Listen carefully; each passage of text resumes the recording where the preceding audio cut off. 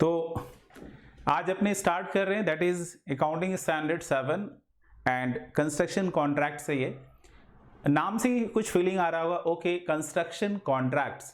और construction contracts का मतलब ये हो गया, कंस्ट्रक्शन मतलब आप समझ गए कि कुछ बनाने की कॉन्ट्रैक्ट हो रही है।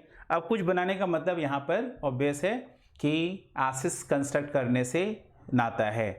अपने को रेस्ट्रिक्ट कर लेना है कि एक तरह से ये वेंचर नेचर का होता है, जैसे कि रोड बनाने का कंस्ट्रक्शन कॉन्ट्रैक्ट या बिल्डिंग बनाने का कॉन्ट्रैक्ट हो सकता है, कमर्शियल कॉम्प्लेक्स बनाने का कॉन्ट्रैक्ट हो सकता है, इंडस्ट्रियल कॉम्प्लेक्स बनाने का कॉन्ट्रैक्ट हो सकता है। इसके अलावा और कई अपने बोल सकते हैं कि कॉन्ट्रैक्ट मतलब एसेट्स कंस्ट्रक्ट करने का ये कॉन्ट्रैक्ट हो रहा है। अब ये एएस जो अपने करेंगे, ओवरऑल बोले तो पहले 2-4 मिनट में पहले ख़त्म करते हैं कि ये पूरा एएस किस बारे में, जैसे कि ये डिस्क्लोजर से रिलेटेड है या इसका अकाउंटिंग ट्रीटमेंट है, इसमें सम्स आएगा, एग्जाम पर्सपेक्टिव से क्या है, तो ये सारी बातें हम लोग AS 7 से रिलेटेड करेंगे अभी। तो अपने आपको मैं पहले बता दूं कि ये आपका अकाउंटिंग स्टैंडर्ड 7 डील करता है कंस्ट्रक्शन से रिलेटेड, यानी इसका ऑब्जेक्टिव ही है कि it prescribe what the principle for recognition of revenue and the cost related to the contract. तो कॉन्ट्रैक्ट से रिलेटेड कॉस्ट को रिकॉग्नाइज करना और कॉन्ट्रैक्ट से रिलेटेड रेवेन्यू क्या होगा, इन सवालों का जवाब आपको इसमें मिलेगा। देखो, रेगुलर बिजनेस जो हम लोग करते हैं, जो गोइंग कंसर्न होता है, वो एक पैटर्न पे चल रहा होता है, इसीलिए वहाँ accrual basis of accounting follow होता है। आपको अच्छी तरीके से पता है ये तो बिजनेस, इस साल हमारा जो पेमेंट नहीं हुआ अगले साल पेमेंट हो ही जाएगा, इसीलिए एक्सपेंसेस एंड इनकम के लिए वहाँ पर एक मेथड चलता है, that is accrual basis of accounting आप फॉलो कर लेते हो वहाँ पर, बिकॉज इस साल नहीं पेमेंट किए तो अगले साल तो पेमेंट आप कर ही दोगे। बट कंस्ट्रक्शन कॉन्ट्रैक्ट की बात करें तो यहाँ पे तो कोई पैटर्न फिक्स नहीं है। इस साल आप फ्लाईओवर बना रहे हो तो अगले साल हो सकता है कि आप एक रेसिडेंशियल कॉम्प्लेक्स बना रहे हो, 2 साल के बाद हो सकता है कि आपका और एक पैरेलल प्रोजेक्ट चल रहा हो जो कि रोडवेज मतलब रोड कंस्ट्रक्ट करने का काम चल रहा है, हो सकता है कि कोई डैम बनाने का आपका काम चल रहा है। तो यानी कि कंस्ट्रक्शन कॉन्ट्रैक्ट वैरी करता है, यू कैन नॉट से कि एक ही तरह का हमारा काम होता है। हाँ, मोडस ऑपरेंडी सेम हो सकता है, मतलब एक ही तरीके से आप वैसे ही टेंडर भरोगे, कॉन्ट्रैक्ट मिलेगा, फिर यू विल स्टार्ट साइट पर एसेट्स लेकर जाओगे, साइट प्रिपेयर करोगे, then you will start working over that, तो इस तरीके से। लेकिन सिंस यहाँ accrual basis of accounting follow नहीं होता है, इसका अपना सेपरेट गाइडलाइंस है। तो यदि हम लोग बात करें कि AS 7 का ऑब्जेक्टिव क्या है, तो it prescribes what the rules and the principle for recognition of the expenses and the income, that is expense and the revenue related to cost and revenue related to the contract. Basic बात एकदम clear. Obvious है आगे जैसे progress करेंगे हम लोग ये भी सीखेंगे। तो ऑब्जेक्टिव क्लियर हो गया, तो हमें इसके अंदर में और सीखना क्या है आगे, भाई इसका कॉस्ट में क्या क्या आता है। तो आपने कॉस्टिंग में पढ़ा होगा, मैं वो भी याद दिला दूं, कॉन्ट्रैक्ट कॉस्टिंग पढ़ा हुआ है, वो आपको यहाँ हेल्प करेगा। मोर और लेस अपने बोल सकते हैं कि 70-80% आपको वहाँ से हेल्प मिल जाएगा, और वो बहुत आसान है। यहाँ किया हुआ रहेगा तो आपको कॉन्ट्रैक्ट कॉस्टिंग में हेल्प मिलेगा, क्योंकि वहाँ पर आप क्या करते हैं, कॉन्ट्रैक्ट कॉस्ट में क्या क्या कॉस्ट होता है वो सारा एक्सपेंसेस आप डेबिट साइड या लेफ्ट हैंड साइड में लिखते हो, और उस कॉन्ट्रैक्ट का जो रेवेन्यू होता है वो आप राइट हैंड साइड में लिखते हो, और बीच का डिफरेंस आपका क्या होता है, प्रॉफिट या लॉस होता है, एंड उसका रिकॉग्निशन क्राइटेरिया होता है कि whether the contract is substantially advanced or not. If it is substantially advanced then 2/3, 1/3 recognition criteria होता था कि 25% यदि वर्क कंप्लीट नहीं हुआ तो अपने उसके ऊपर प्रॉफिट रिकॉग्नाइज नहीं करते थे। ये आप कॉस्टिंग में करते थे। हम लोग बात करेंगे अकाउंट्स में, तो मैं बोला कि यहाँ पर जो अकाउंट्स में आप करते हो वो भी आपका उससे मिलता जुलता ही है। 90% बोलो, ठीक है ना, 90% तक आपका ट्रीटमेंट मैच करता है, बट इसमें और ज़्यादा बारीकी के साथ आप सीखेंगे अकाउंटिंग ट्रीटमेंट। अब आखिरकार कॉस्ट निकालना है कहीं पर भी तो प्रिंसिपल तो कुछ फॉलो होता है, और अकाउंटिंग प्रिंसिपल्स वगैरह जो है, जो रूल्स है that were there in the accounting standard. तो AS 7 बेसिकली इसीलिए लिखा गया कि आखिर कंस्ट्रक्शन कॉन्ट्रैक्ट का आप रेवेन्यू और कॉस्ट कैसे निकालेंगे, ये आपका AS 7 इसके लिए गाइडेंस देता है, और उसका अकाउंटिंग ट्रीटमेंट। तो पूरा ओवरऑल आपको आइडिया समझ में आ गया। आगे धीरे धीरे हम लोग जब इसमें बढ़ेंगे तो समझ में आ भी जाएगा। एग्जाम पॉइंट ऑफ व्यू से मैं बता दूं कि ये बहुत ही इंपॉर्टेंट है। इससे आपके क्वेश्चन आने के चांसेस ज़्यादा रहेंगे। उसका रीज़न एक ही है कि इसका एप्लीकेशन किसी और चैप्टर में आप नहीं कर रहे हैं। जैसे आप AS4 पढ़े, AS5 पढ़े, तो वह आपका एप्लीकेशन है उसका कि आप उस अकाउंट्स में कहीं ना कोई चैप्टर में यूज़ कर लेंगे, बट इसका कोई यूज़ नहीं है। अकाउंटिंग स्टैंडर्ड 7 का कोई और यूज़ नहीं है, ये केवल और केवल कंस्ट्रक्शन कॉन्ट्रैक्ट के लिए एक्सक्लूसिव आपका ये अकाउंटिंग स्टैंडर्ड है। सो दैट्स वाई ये आप बोल सकते हैं कि एग्जाम पर्सपेक्टिव से इंपॉर्टेंट हो जाता है। हम लोग को पहले से मालूम नहीं होता, बता के नहीं रखता है कि ये वाला से हम पूछेंगे। अपने जो पास्ट एक्सपीरियंस से सीखे हैं वही आपसे मैं शेयर कर रहा हूँ कि कंसिडरिंग ऑल दैट ये आपके एग्जाम पॉइंट ऑफ व्यू से इंपॉर्टेंट है। आपको यहाँ से 5 to 10 मार्क्स के लिए इंपॉर्टेंट हो सकता है, और यहाँ से आपको 5 से 10 मार्क्स के लिए यदि पूछ लेता है तो बहुत है। तो अपने बोल सकते हैं कि यहाँ पर आपका अल्टीमेटली 5 to 10 मार्क्स के लिए आप ये रखो। मैं तो अभी इसे 5 मार्क्स ही एक बार मान के चलूँगा कि यहाँ पर आपको 5 मार्क्स तक का मिल सकता है। यू विल गेट 5 मार्क्स तक का क्वेश्चन। छोटा सा AS है, कोशिश करूँगा एक ही क्लास में हो जाए, मैंने आज की क्लास में ये कंप्लीट हो जाए, इसे 2 क्लास ना लगाऊं, हो सकता है लंबा टन जाए, और मुझे नहीं लग रहा है 2.5 घंटे के सेशन में ये कंप्लीट हो जाना चाहिए। जो अपना यूजुअल होता है 2.5 आवर्स का क्लास, तो उसके अंदर में ये कंप्लीट होना चाहिए। हम लोग बात करेंगे, लिखेंगे अपना notes, AS7 construction contracts, AS7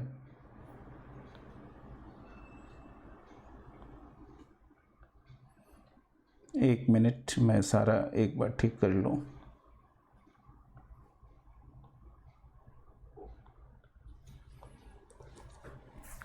तो आप लिख रहे हो AS7, कॉपी में हेडिंग डालिए, लिख के नोट्स बनाएंगे आपका खुद का, तो you will remember for longer period. और डायरेक्ट यदि बुक्स का केवल देख लेंगे तो कोई फ़ायदा नहीं है, ज़्यादा दिनों तक रहेगा नहीं। Construction contracts, so construction contracts में सबसे पहले आप हेडिंग डालेंगे objective.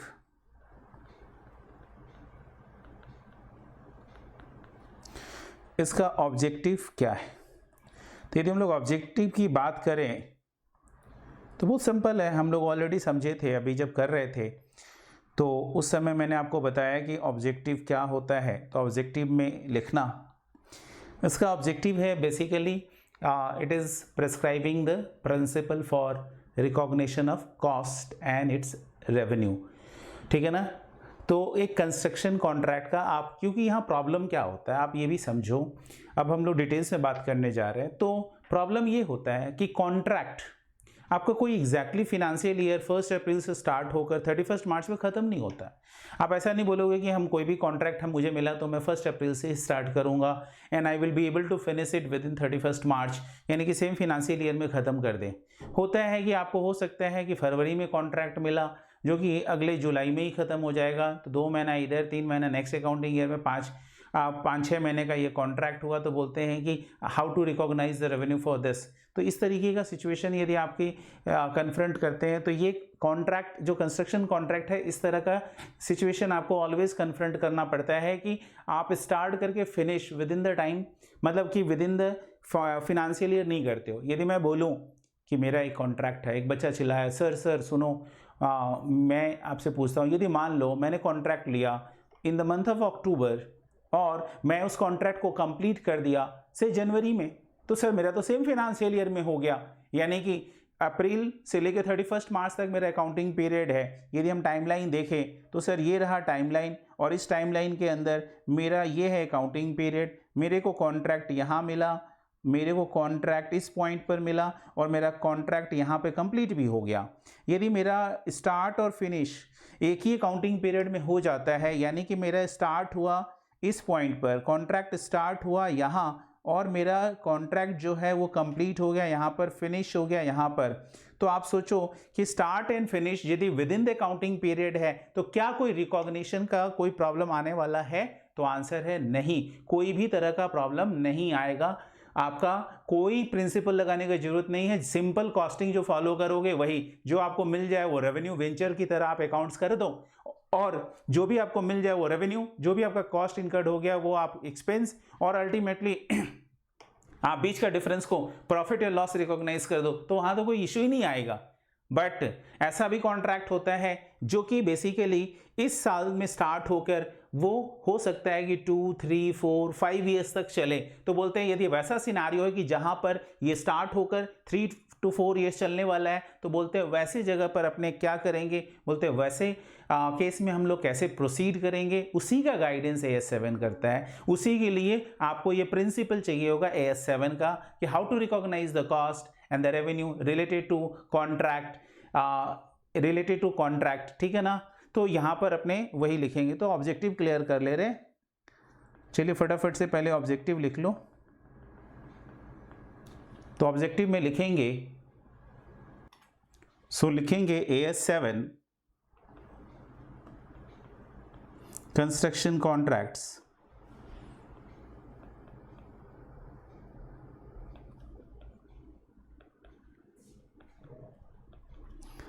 Prescribe principle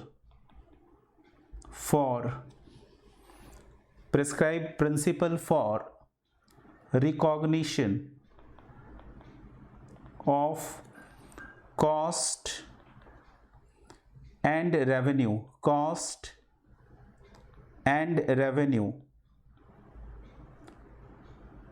associated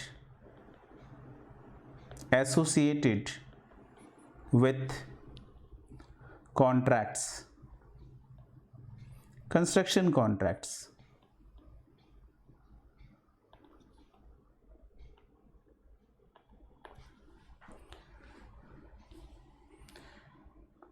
In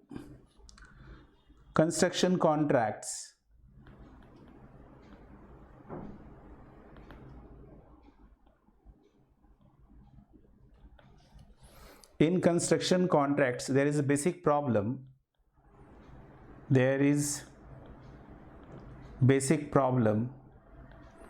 In applying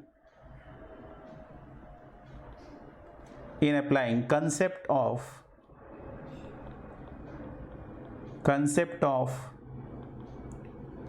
going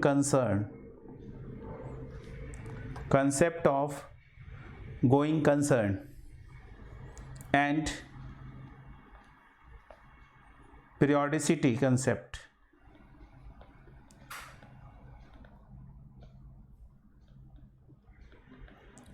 Contract may start at any point of time। Contract may start at any point of time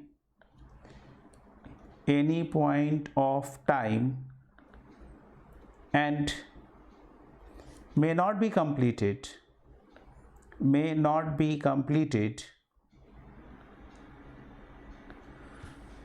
within the financial year, within the same financial year।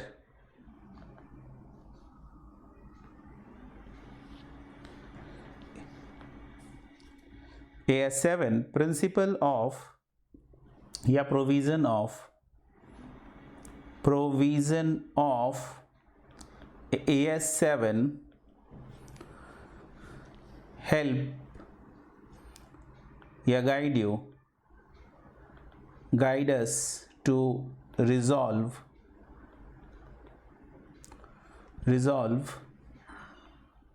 problem on recognition on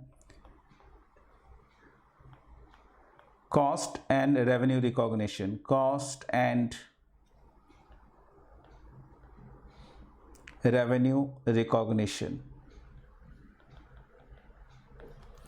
ये था objective हमारा।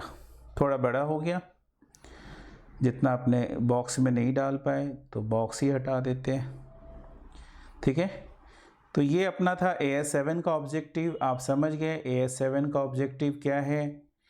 अपने यदि objective समझ लेते हैं तो समझो कि 50% वर्क डन।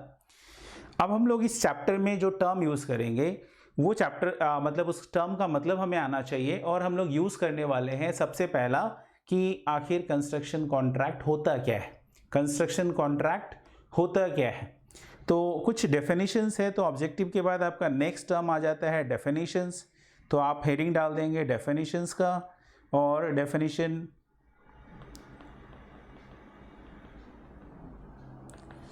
तो इसमें आपको जानना है कि meaning of contract, construction contract क्या होता है, ठीक है, और इसमें कॉस्ट प्लस कॉन्ट्रैक्ट क्या होता है, ठीक है। तो ये जो टर्मिनोलॉजी यूज़ होगा वो अपने समझने जा रहे हैं, यहाँ पे लिखेंगे, हेडिंग पहले डाल दीजिए कंस्ट्रक्शन कॉन्ट्रैक्ट्स, तो आप यहाँ पे लिखेंगे कॉन्ट्रैक्ट्स।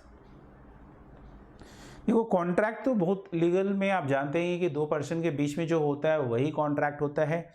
यहाँ पे भी उसी सेंस में लेकर आया गया है। कॉन्ट्रैक्ट का मतलब है कि जो दो लोगों के बीच में हो, एक कहलाता है कॉन्ट्रैक्टर यानी कंस्ट्रक्ट करने वाला, और दूसरा होता है कस्टमर या कॉन्ट्रैक्टी, जिसके लिए ये कॉन्ट्रैक्टर ये काम करेगा उसको अपने कॉन्ट्रैक्टी या अपने कस्टमर बोलेंगे। यानी खुद सोचो कि यदि आप कंस्ट्रक्शन करने का काम ले रहे हो, आप किसी के लिए फ्लाईओवर बनाओगे तो you will be considered as the contractor, और जिसके लिए आप बना रहे हो, सपोज कर लो आप वेस्ट बंगाल गवर्नमेंट के लिए बना रहे हो, तो you will be considered as the कॉन्ट्रैक्टी।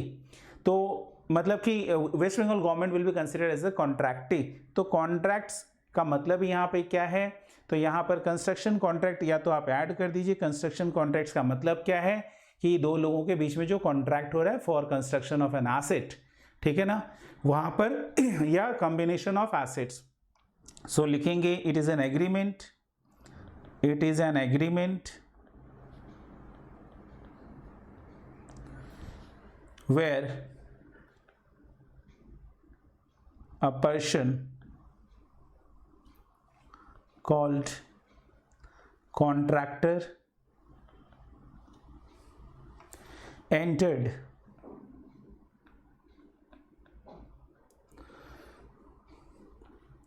with a person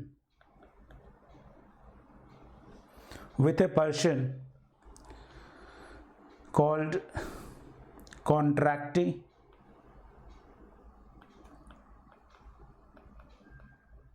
customer to construct an asset or combination of assets। देखो खुद का सिंगल बिल्डिंग बना सकता है ना, एक ही एसेट्स बनाने का बात हो रहा है, और कभी कभी क्या होता है कंस्ट्रक्शन ऑफ एसेट्स भी होता है, कॉम्बिनेशन ऑफ एसेट्स। तो कॉम्बिनेशन ऑफ एसेट्स होता है। कॉम्बिनेशन ऑफ एसेट्स बोलने का मतलब हो गया कि अपने वहाँ पर बहुत सारा एसेट्स लाइन बाय लाइन, जैसे कि आपका इंडस्ट्रियल कॉम्प्लेक्स होता है जहाँ पर अपने बोल सकते हैं कि कई बिल्डिंग्स बनते हैं, जहाँ पर प्रोसेस ए बिल्डिंग ए में होगा, प्रोसेस बी बिल्डिंग बी में होगा, एंड प्रोसेस सी बिल्डिंग सी में होगा, कैंटीन होगा, और उसमें medical basically medical and health checkup के लिए भी एक बिल्डिंग या प्लेस ऑर्गेनाइज किया जाता है। मतलब एक आप सोच के देखो कि एक बड़ी कंपनी जो ऑपरेट करती है तो उसमें क्या क्या फैसिलिटी देती है, तो उसको अपने इंडस्ट्रियल कॉम्प्लेक्स बोलते हैं। वहाँ पर प्रोसेस भी हो रहा है, कई विंग्स होते हैं, और वो एक ही जन को मिलता है। ऐसा नहीं है कि एक पार्ट किसी को मिला तो दूसरा पार्ट किसी और को मिला, एक ही कंपनी को दे दिया जाता है और वो पार्ट कंप्लीट वो करता है पार्ट पार्ट में। तो आप समझ सकते हैं कि यहाँ पर कंस्ट्रक्शन कॉन्ट्रैक्ट का बात क्या हो गया कि जहाँ पर या तो एक सिंगल एसेट्स का बात हो रहा है या तो आपका कॉम्बिनेशन ऑफ एसेट्स का बात हो रहा है। तो टू कंस्ट्रक्ट एन एसेट्स और combination of assets which may be interrelated,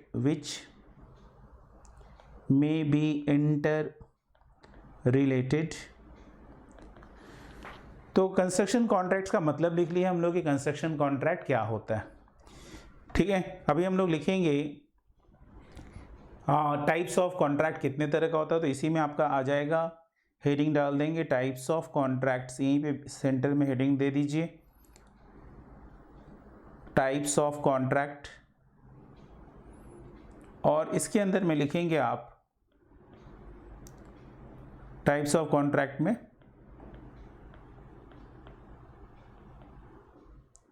इससे दो सेक्शन निकाल लीजिए।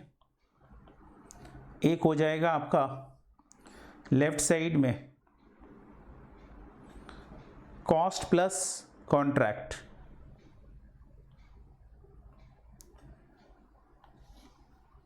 Cost plus contract,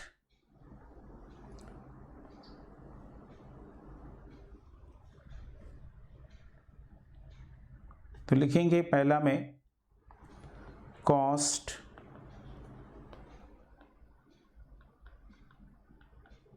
plus contract. ठीक है, कॉस्ट प्लस कॉन्ट्रैक्ट में क्या होता है कि अल्टीमेटली आपको कॉस्ट जो भी लगेगा उसके ऊपर एक सर्टेन परसेंटेज चार्ज करता है कॉन्ट्रैक्टर।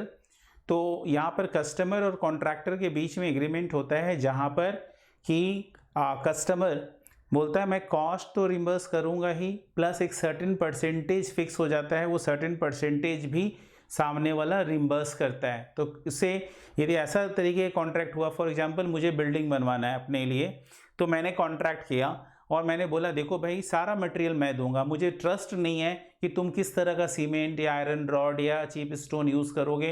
हो सकता है तुम यदि अपने फुल मटेरियल के साथ कॉन्ट्रैक्ट दे दिए तो सामने वाला हो सकता है कि अल्टीमेटली उस केस में गलत चीज़ डाल दे अपना कॉस्ट सेव करने के लिए। तो हम लोग इस तरह का कॉन्ट्रैक्ट करते हैं कि देखो भाई अल्टीमेटली सारा पे मैं मटेरियल मैं मंगा दूंगा, तुम बताओ कि तुम्हारा इस पे क्या चार्ज लगेगा। जैसे मान लो हम मटेरियल उसमें लगाएंगे 25 लाख रुपए का या 50 लाख रुपए का, तो तुम बताओ तुम्हारा कितना परसेंटेज बनता है जो तुम सर्विस दोगे।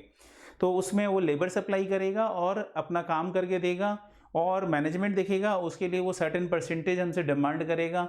तो मान लो वो मेरे से डिमांड करता है कि जो भी आपका मटेरियल लगेगा उसका हम 30% लेबर चार्ज लेंगे। तो इसको बोलते हैं कॉस्ट प्लस कॉन्ट्रैक्ट, यानी कि कॉन्ट्रैक्टर जो है वो हमसे लेने वाला है जितना वो कॉस्ट इनकर्ड कर रहे हैं वो प्लस 30% एक्स्ट्रा ऐड करके वो हमसे लेगा। तो इसका मतलब है कि सीधा सा बात है, मेरा उस केस में मैं जो भी कॉस्ट है वो मुझे रिम्बर्स करना है। ठीक है, करवाएंगे वही उसी से करवा लेंगे। तो I have to incurred I have to pay the or I have to reimburse the cost plus I have to pay 30% extra। तो उसको अपने कॉस्ट प्लस कॉन्ट्रैक्ट बोलते हैं। तो इसमें अपने लिखेंगे, इसी के नीचे इसका एक्सप्लेनेशन लिख दे रहे हैं, contractor should be paid for cost incurred plus a certain percentage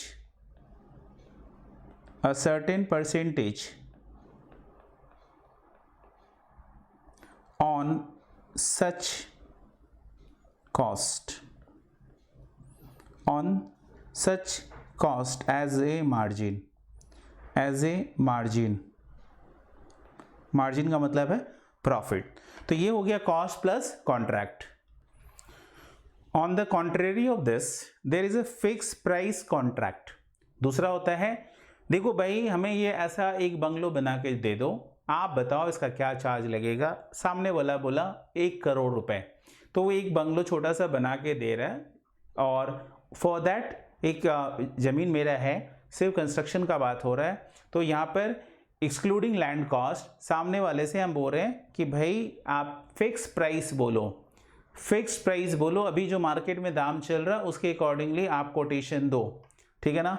तो उसे अपने फिक्स प्राइस उससे मांगते हैं कि भाई जितना आउटपुट होगा, मतलब ये या तो उसमें पर यूनिट वाइज फिक्स हो जाता है, या मेरे केस में मैंने एक अपने लिए जो बिल्डिंग कंस्ट्रक्ट करने का कॉन्ट्रैक्ट दिया है, तो उस केस में वहाँ पर फिक्स प्राइस मैंने फिक्स बोल दिया कि भाई 1 करोड़। अल्टीमेटली वो टेंडर भोजन का आया होगा, मैं उसमें से किसी को एक्सेप्ट किया हूँ, मटेरियल एंड ऑल दैट सारा चीज़ कंसिडर करने के बाद एंड उसका रेपुटेशंस देखने के बाद कि वो किस तरह का काम पास्ट में किया है, और उस बेसिस पे मैंने सेलेक्ट किया एंड कॉन्ट्रैक्ट फाइनलाइज किया। तो अब वो मेरे से 1 करोड़ रुपया ही लेगा, चाहे उसका मटेरियल कॉस्ट क्या लगता है उससे मेरे को कोई मतलब नहीं है। कस्टमर मैं हूं तो मुझे 1 करोड़ देने पड़ेंगे और सामने वाले के लिए 1 करोड़ रुपया रेवेन्यू हो जाएगा।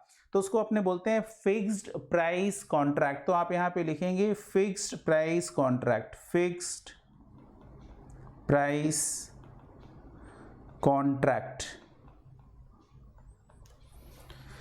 ठीक है ना, फिक्स्ड प्राइस कॉन्ट्रैक्ट। तो यहाँ पर अब एसेस बनाने का यहाँ पर क्या हो गया, या तो पर स्क्वायर फीट भी रेट फिक्स हो जाता है। आज के समय में वो भी चलता है कि आप जितना स्क्वायर फीट कंस्ट्रक्ट करवाएंगे मेरा ये रेट है, मैं इस हिसाब से कंस्ट्रक्ट करता हूँ, ये मटेरियल मैं सप्लाई करता हूँ, वो भी फिक्स प्राइस कॉन्ट्रैक्ट में आ जाता है। अब देखो, यदि सामने वाला एक फिक्स कोटेशन आपको देता है तो वो आज के मार्केट में दिया है, लेकिन that may be subject to the escalation clause. अब एस्केलेशन क्या होता है, यदि मान लेते हैं कि प्राइस लेवल यहाँ से ऊपर की तरफ एस्केलेट होता है तो उस केस में सामने वाला कितना दर्द सह पाएगा। यदि मान लेते हैं कि कॉन्ट्रैक्टर की बात करो तो वो मेरे को आज 1 करोड़ का कोटेशन दिया, जब जो मटेरियल का दाम आज जो चल रहा है, सीमेंट अभी मान लो 300 रुपये बोरी चल रहा है, ठीक है, और बालू का रेट जो है मान लो 4000 रुपये पर CFT चल रहा है, तो इस तरीके का चीप स्टोन मान लो 15000 रुपये पर CFT चल रहा है। लेकिन यदि प्राइस यहाँ से स्केलेट होता है, स्केलेट मतलब और बढ़ जाता है, यदि सीमेंट अभी 300 की जगह पे अब मान लो 400 रुपये हो गया, और आपका जो चीप स्टोन है वो 15000 की जगह पे 20,000 पर CFT हो गया, वैसे ही सैंड का दाम 4000 की जगह पे 7000 रुपये पर CFT हो गया, तो दाम तो बहुत तेजी से भागा। सामने वाला या तो हाथ खड़े कर देगा कि मैं तो नहीं बना पाऊंगा और मेरा भी काम बीच में फंस जाएगा। तो जब भी कोई एग्रीमेंट होता है तो वो उस कंडीशन को देखकर ही होता है कि आज का प्राइस लेवल ये है, यदि प्राइस चेंजेस 5% से ऊपर होगा तो मैं कॉन्ट्रैक्ट के प्राइस को रिवाइज करूंगा। So there is a clause, पहले से वो क्लॉज होता है एग्रीमेंट में, ये कंडीशंस भी डला हुआ होता है कि यदि प्राइस लेवल इसके बियॉन्ड जाएगा तो अपने उसके में क्या करेंगे, कॉन्ट्रैक्ट के प्राइस को रिवाइज करेंगे, चेंज करेंगे। तो ये चीज़ उसके अंदर में डला हुआ होता है। दैट्स वाई अपने यहाँ पर जो फिक्स प्राइस कॉन्ट्रैक्ट होता है तो फिक्स प्राइस कॉन्ट्रैक्ट में आउटपुट वाइज अपने रेट फिक्स कर लेते हैं कि पर स्क्वायर फीट इतना, सब्जेक्ट टू एस्केलेशन क्लॉज। तो यहाँ पर क्या होता है, रेट जो होता है ना, कॉस्ट मतलब कि कॉन्ट्रैक्ट का वैल्यू फिक्स होता है but subject to escalation clause. इसमें एस्केलेशन क्लॉज में भी एप्लीकेबल, तो एस्केलेशन क्लॉज के कारण प्राइस जो है ना वो रिवाइज हो सकता है। तो फिक्स प्राइस कॉन्ट्रैक्ट यहाँ पर अपने लिखेंगे कि यहाँ पर क्या होता है, रेट पर output, rate per unit of output, output is fixed.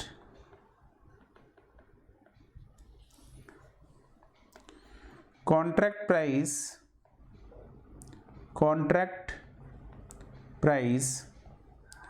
will remain, contract price will remain fixed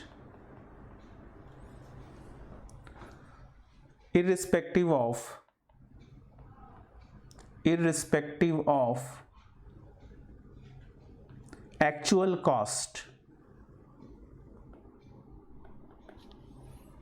However, there may be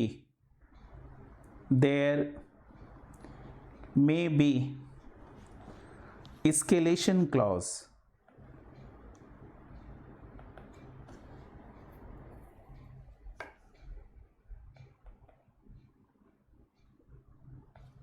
there may be escalation clause, यानी कि यदि एस्केलेशन क्लॉज हुआ तो प्राइस जो है वो आपका बढ़ जाएगा, या डीस्केलेशन हुआ तो नीचे भी जा सकता है, बट सब्जेक्ट टू एग्रीमेंट पे ही ये डिपेंड करेगा कि एग्रीमेंट हुआ है या नहीं हुआ है। समझ गए? तो ये आपका हो गया डेफिनेशन में, आप समझ गए ओके कंस्ट्रक्शन कॉन्ट्रैक्ट क्या होता है, ये आपने समझा, और टाइप्स ऑफ कॉन्ट्रैक्ट क्या होता है ये आपने समझा। एक कॉस्ट प्लस कॉन्ट्रैक्ट है तो दूसरा फिक्स प्राइस कॉन्ट्रैक्ट है। अब हमारा जैसे एज पर ऑब्जेक्टिव हम जाने वाले हैं, तो ऑब्जेक्टिव हमारा क्या बोलता है पढ़ लीजिए। तो ऑब्जेक्टिव बोलता है कि हमें क्या पहचानना है, बोला रेवेन्यू एंड कॉस्ट। तो recognition of cost and revenue, तो अपने को अभी क्या समझना है यहाँ पर, तो अपने को समझना है revenue associated with the contract. तो यानी कि आपका रेवेन्यू में क्या क्या इंक्लूडेड है ये अब हम लोग करने जा रहे हैं। तो बहुत सिंपल है, रेवेन्यू का मतलब आप कॉन्ट्रैक्टर के पॉइंट ऑफ व्यू से सोचिए, क्योंकि आपको यहाँ पे काउंटिंग जो करना है वो कॉन्ट्रैक्टर के लिए करना है, नॉट फॉर कॉन्ट्रैक्टी। तो जो भी आपका फोकस होगा वो कॉन्ट्रैक्टर के लिए होना चाहिए, कस्टमर के लिए नहीं होना चाहिए। आप जो अकाउंटिंग कर रहे हैं वो कॉन्ट्रैक्टर के लिए कर रहे हैं, कंस्ट्रक्शन कॉन्ट्रैक्ट का मतलब ही हो गया। तो अभी हम लोग रेवेन्यू समझेंगे, तो नेक्स्ट टर्म हम लोग लिखने जा रहे हैं रेवेन्यू। तो हेडिंग डाल देना रेवेन्यू क्या होता है, तो हो गया आपका रेवेन्यू, हेडिंग डालेंगे रेवेन्यू, कॉन्ट्रैक्ट रेवेन्यू, ठीक है ना। तो आप लिखेंगे कॉन्ट्रैक्ट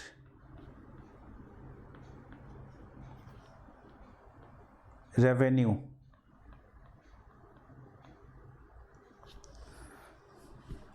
अब कॉन्ट्रैक्ट्स रेवेन्यू में क्या आएगा, अब बहुत सिंपल सी बात है। आप सोचो कि मैं वो कॉन्ट्रैक्ट देने वाला हूं और आप कॉन्ट्रैक्टर हो, अपने आप को कॉन्ट्रैक्टर समझो तो आपको फीलिंग अच्छा आएगा। मैं कस्टमर हूं, मैं वो अपने लिए एक बिल्डिंग छोटा सा बिल्डिंग कंस्ट्रक्ट करना चाहता हूं और आप वो बनाने वाले हो, तो आप सोचो कि आपको मेरे से क्या क्या मिलेगा। तो डेफिनेटली एक तो मिलेगा जो कॉन्ट्रैक्ट प्राइस है, कॉन्ट्रैक्ट प्राइस आपको मिलेगा। कॉन्ट्रैक्ट प्राइस क्या हुआ, अरे जो हमारे और आपके बीच में तय हुआ पर यूनिट जो हमारा फिक्स हो गया, या हमारा यदि कॉस्ट प्लस है तो जो हमारा एज पर द एग्रीमेंट है वो आपको जो मिलेगा। यानी कि आपका यहाँ पर जो फिक्स प्राइस हो या आपका कॉस्ट प्लस कॉन्ट्रैक्ट हो, उसके अकॉर्डिंगली जो आपको मैं देने वाला हूँ वो आपका हो गया रेवेन्यू। तो क्योंकि आप जो वर्क करेंगे उसके अगेंस्ट में मैं आपको तो कॉन्ट्रैक्ट प्राइस ही देने वाला हूं, चाहे वो कॉस्ट प्लस कॉन्ट्रैक्ट हो चाहे फिक्स प्राइस कॉन्ट्रैक्ट हो, इन दोनों में से जो भी सिचुएशन आए उसमें मैं जो आपको पे करूंगा। तो कॉन्ट्रैक्ट रेवेन्यू का मतलब ही क्या हो गया, नंबर 1 तो लिखेंगे contract revenues includes the following, लिखेंगे revenue includes followings,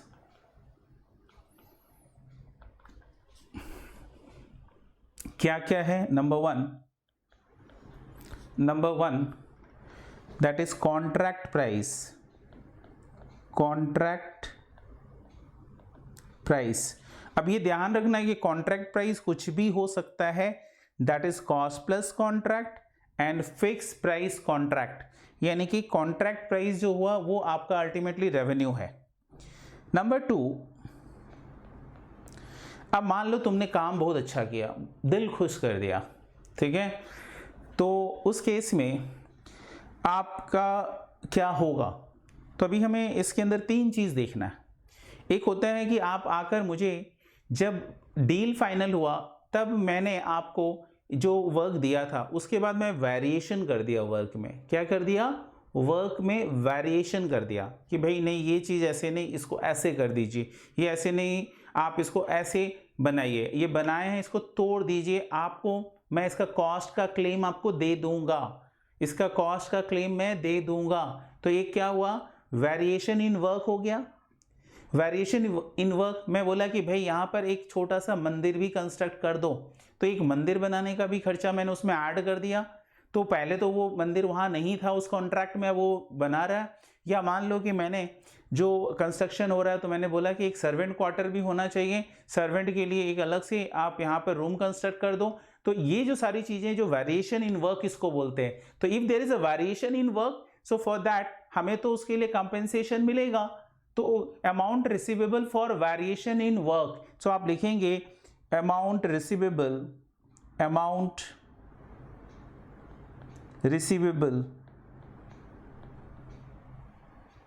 for variation in work in contract। समझ गया। नंबर 2, एक हुआ कॉन्ट्रैक्ट प्राइस मिलेगा, दूसरा हुआ amount receivable for variation in contract.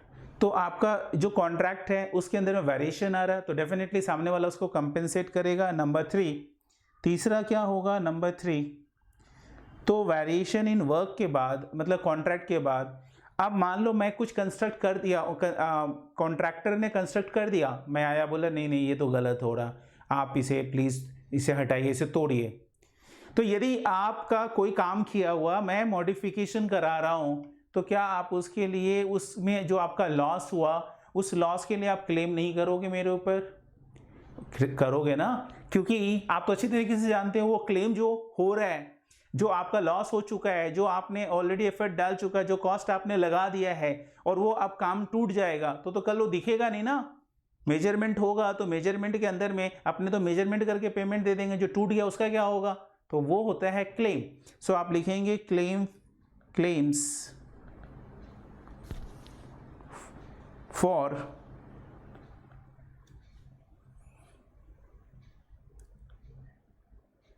Change in work. तो ये तो आप समझ गए, कॉन्ट्रैक्ट प्राइस मिलेगा। Amount receivable for variation in contract, जो वेरिएशन कर दिया गया, कुछ ऐड ऑन कर दिया गया तो उसके लिए। और claims for damage change in work, ठीक है ना, या डैमेज ऑफ वर्क, यानी कि जो काम आपका ऑलरेडी किया हुआ उसके अंदर मैं चेंज कर दे रहा हूं, तो उसके लिए आप क्लेम्स करोगे। एंड नंबर 4 जो कि बहुत इंपॉर्टेंट है, आपने इतना अच्छा काम किया कि मैं आपके काम से खुश होकर मैंने आपको गिफ्ट दे दिया, इंसेंटिव। या ऐसा भी हो सकता था कि मैं पहले से ये कॉन्ट्रैक्ट में था कि यदि आपने work with in 3 years complete किया, विद इन 3 ईयर्स कंप्लीट किया, तो आपको मैं अलग से 5 लाख रुपीस कैश गिफ्ट दूंगा। ये यदि इस तरह का भी है उसे इंसेंटिव बोलते हैं, कि आपने वर्क अर्ली फिनिश करने के लिए यदि कोई भी तरह का आपको कंपेंसेशन दिया जा रहा है, that will also be included in the contract revenue. तो कॉन्ट्रैक्ट रेवेन्यू में और क्या हो जाएगा, that is incentives for early completion of construction contract।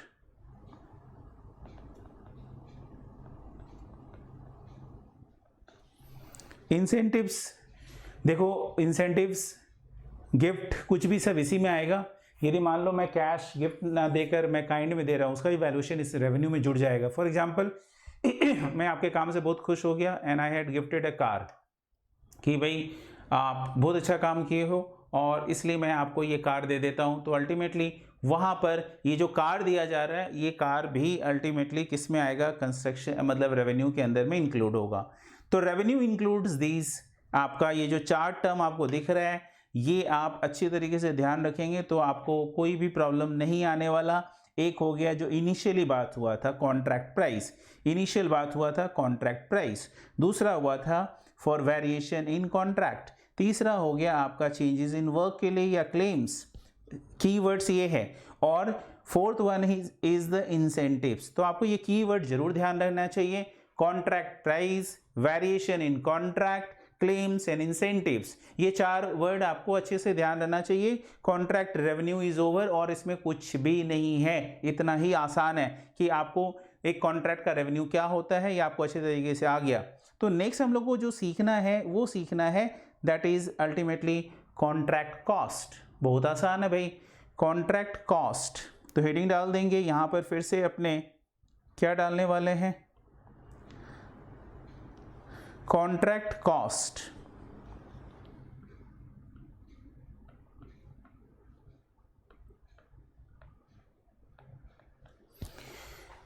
बचपन से कॉस्ट आप करते हैं, कोई प्रॉब्लम ही नहीं है। एक जो कॉन्ट्रैक्ट होता है उससे रिलेटेड आपका कॉस्ट क्या क्या होने वाला है, तो एक तो डायरेक्ट कॉस्ट होने वाला है। तो डायरेक्ट कॉस्ट मतलब कि जो विच आर डायरेक्टली आइडेंटिफाइएबल, यानी कि आप उसी कॉन्ट्रैक्ट के लिए वो लग रहा है या आप बता दोगे। फॉर एग्जांपल यदि मैं बोलूं कि इस कंस्ट्रक्शन के लिए जो मैंने आपको कॉन्ट्रैक्ट दिया, तो इसमें आपका क्या क्या डायरेक्ट कॉस्ट लगने वाला है, इस पर्टिकुलर कॉन्ट्रैक्ट से आप एग्जांपल में सेट कर लो माइंड में। सीमेंट लगने वाला है, चीप स्टोन लगने वाला है, सैंड लगने वाला है, आपका टीएमटी बार्स जिसको आयरन रॉड बोलते हैं, टीएमटी बार्स लगने वाला है, लेबर लगने वाला है, और साइट पर आपको और भी कुछ कुछ कॉस्ट लग सकता है, जैसे कि साइट पे लेबर को रखने के लिए आपको टेंट डालना पड़े, टेम्पोररी कंस्ट्रक्शन करना पड़े, तो ये सारे भी आप ही के कॉस्ट हैं। तो ये सारे जो कॉस्ट है ना, these are directly attributable cost, यानी कि अपने बोल सकते हैं कि दीज जो कॉन्ट्रैक्ट कॉस्ट है उसके अंदर में ये कॉस्ट हम डायरेक्टली आइडेंटिफाई कर पा रहे हैं, इसलिए these are directly attributable cost, यानी कि this can be directly identify. But कुछ ऐसा भी कॉस्ट है जो कि उसमें लगता है और which are indirect in nature, मतलब कि उसे अपने बोल सकते हैं इनडायरेक्ट कॉस्ट है and which can be attributed और विच कैन बी एलोकेटेड, ठीक है ना। पहला वाला था आइडेंटिफिएबल, ठीक है ना, और दूसरा वाला अपने एलोकेट कर रहे हैं कि ऑन द सुटेबल बेसिस अपने उस पर्टिकुलर प्रोजेक्ट पे एलोकेट करेंगे। फॉर एग्जांपल हमने क्रेन मशीन लिया और रेंट में लिया। अब क्रेन मशीन बेसिकली किस लिए चाहिए होगा, जब पाइलिंग वर्क होता है ना ज़मीन में, जब फाउंडेशन वर्क होता है तो अपने ज़मीन से क्या करते हैं, पाइलिंग करते हैं, यानी कि ज़मीन की खुदाई करके और वहाँ का मिट्टी निकाल कर और वहाँ सीमेंट मतलब अपने कंक्रीट से ढलाई करते हैं। तो जब चीप स्टोन मतलब कि आपका इस तरह का काम होता है, मतलब कि पाइलिंग वर्क का जब काम होता है तो उस समय आपको एक्सट्रैक्ट करने के लिए जेसीबी भी लग सकता है और आपका ट्रक मतलब क्रेन मशीन भी लग सकता है। अब आगे की तरफ बढ़े तो अब मान लो आपको दो दो साइट चल रहा है एक साथ में, ठीक है। एक जगह पर आप बिल्डिंग बना रहे हो तो दूसरी जगह पर आप हो सकता है सड़क भी बना रहे हो।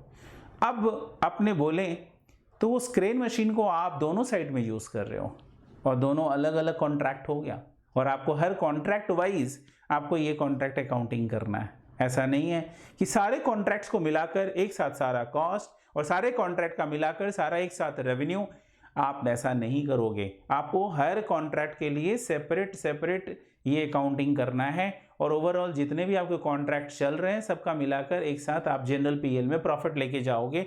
बट जब करना है तो आपको ये एक साथ नहीं करना है, ये ध्यान रखिएगा। It should not be done on global basis, it should be done individually for each contract, her contract के लिए, क्योंकि हर कॉन्ट्रैक्ट का सेपरेट आपका जितना भी कॉन्ट्रैक्ट्स हुआ है वो आपका सेपरेट है। उसके अंदर में हो सकता है कि मल्टीपल एसेट्स हो, ठीक है ना, कॉम्बिनेशन ऑफ एसेट्स हो, तो वो एक ही कॉन्ट्रैक्ट कहा जाएगा, ठीक है। तो कॉन्ट्रैक्ट कॉस्ट निकालने के लिए उस केस में उस क्रेन का जो रेंट लग रहा है, जो जेसीबी मशीन है उस मतलब आपका मशीन है, इक्विपमेंट है, तो जेसीबी का जो आपका रेंट लग रहा है तो बोलते हैं वो सारा का सारा आपको क्या करना पड़ेगा, एलोकेट करना पड़ेगा ऑन द सूटेबल बेसिस। अब वो आप देखेंगे कि हम इस साइट पर 5 दिन यूज़ कर रहे हैं या 15 दिन यूज़ कर रहे हैं या 20 दिन यूज़ कर रहे हैं, 10 दिन उधर, तो रेशियो हो गया 20:10, तो 2/3 एंड 1/3, 2/3 इस कॉन्ट्रैक्ट के लिए एंड 1/3 फॉर द आपका जो अदर साइट पे प्रोजेक्ट चल रहा है उसके लिए। तो इस तरह का इनडायरेक्ट कॉस्ट होता है और उसको अपने क्या करते हैं, एट्रीब्यूट करते हैं। तो ये हो गया डायरेक्ट कॉस्ट और कुछ हो गया आपका indirect cost which can be attributed. और कुछ ऐसा भी कॉस्ट है, मतलब इंसिडेंटल रेवेन्यू भी है, तो आपको इंसिडेंटल रेवेन्यू को क्या करना पड़ेगा, माइनस करना पड़ेगा। इंसिडेंटल रेवेन्यूज क्या होता है कि अब एक कॉन्ट्रैक्ट से आप मिट्टी निकाले, तो आप जानते हैं कॉन्ट्रैक्ट कर रहे हो और वहाँ पर आप खुदाई करते करते मिट्टी निकाले और मिट्टी को आपने क्या किया, बाजार में बेचा। तो अब यदि मिट्टी को आप बाजार में बेचोगे तो डेफिनेटली उस मिट्टी पे आपका हक है, मान लो, तो जो भी आपने एक्सट्रैक्ट किया उस मिट्टी को आपने बेचा मार्केट में and against that you got the money. तो आपको यदि कोई भी तरह का इंसिडेंटल एक्टिविटीज के कारण if you are generating some sort of revenue, तो रेवेन्यू इंक्लूड नहीं है, this will reduce your cost. ऐसा मत करना कि उसे रेवेन्यू मान लेना, ये आपका AS7 उसको रेवेन्यू नहीं बोलता है, AS7 बोलता है कि that will be used to reduce the cost. तो हमारा वो, क्योंकि हमारा अल्टीमेटली हमें उस जगह को जो हमने मिट्टी निकाला है वहीं पर तो सीमेंट और ये हमें डालना है, iron rod and cheap stones वगैरह एवरीथिंग, तो मटेरियल हम यूज़ करेंगे। तो जो आपने वेस्ट मटेरियल को बेचा, उस वेस्ट मटेरियल को बेच के जो भी आपका रेवेन्यू आया, वो वेस्ट मटेरियल को रेवेन्यू आप कॉस्ट को कम करने के लिए यूज़ करेंगे। तो ये तो हो गया आपका कॉस्ट के बारे में। साथ में ये भी बात आ जाता है कि अल्टीमेटली अपने कुछ ऐसे भी कॉस्ट हैं जो कि हमें यहाँ पर कंस्ट्रक्शन कॉन्ट्रैक्ट में नहीं लेना है। अब मान लेते हैं कि आपकी कंपनी है और आप लोग न्यूज़पेपर में छापते रहते हैं कि हम आपकी कंपनी जो है that is engaged in what, construction activities. तो आपने एडवर्टाइजिंग कर रहे हो, मार्केटिंग कर रहे हो, क्या वो मेरे कॉन्ट्रैक्ट, मेरे बिल्डिंग बनाने के लिए आप मार्केटिंग कर रहे हो? बोला नहीं, वो तो आप जनरल मार्केटिंग कर रहे हो, अपना ब्रांडिंग कर रहे हो। तो उस केस में आपका जो कॉस्ट है that is not related to this आपका पर्टिकुलर कॉन्ट्रैक्ट, हेंस वो वाला कॉस्ट आपका यहाँ पर इस कंस्ट्रक्शन कॉन्ट्रैक्ट में नहीं आएगा। वैसे ही यदि आपका ऑफिस में जनरल मैनेजर है और वो जनरल मैनेजर जो है या सेल्स मैनेजर है वो नॉर्मली ऐसे भी काम करते रहते हैं, तो उसको इनडायरेक्ट वे में भी आप इसे डिस्ट्रीब्यूट नहीं कर सकते। दैट बिकम्स आइटम ऑफ आपका जनरल पीएल या जनरल आप जो कॉस्टिंग पीएल में जनरल कॉस्टिंग पीएल होता है, जनरल कॉस्टिंग पीएल में आप डाल दोगे। तो ये आपका बेसिक आइडिया रहना चाहिए। तो कॉन्ट्रैक्ट कॉस्ट में आप लोगे क्या, तो अपने समझ ही गए कि कॉन्ट्रैक्ट कॉस्ट में क्या क्या लेने वाले हैं। डायरेक्ट है और आपका इनडायरेक्ट है, जिसे अपने यहाँ पर बोलते हैं that indirect cost should be allocated on the suitable basis. तो मेरा डिस्कशन पूरा हो गया। अभी अपने कॉस्ट को डायरेक्ट और इनडायरेक्ट जो अपने लिखे हैं वो नोट डाउन कर लेते हैं। Number 1, cost which are directly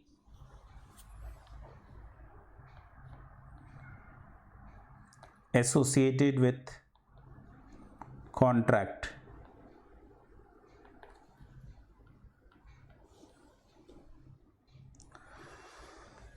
Indirect cost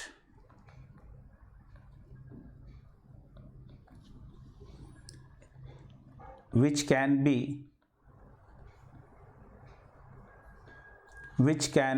allocated or attributed, which can be attributed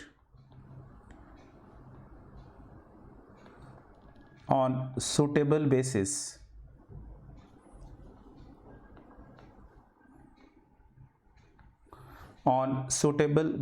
to contract. And number 3, कोई भी तरह का स्पेसिफाइड कॉस्ट, एनी स्पेसिफिक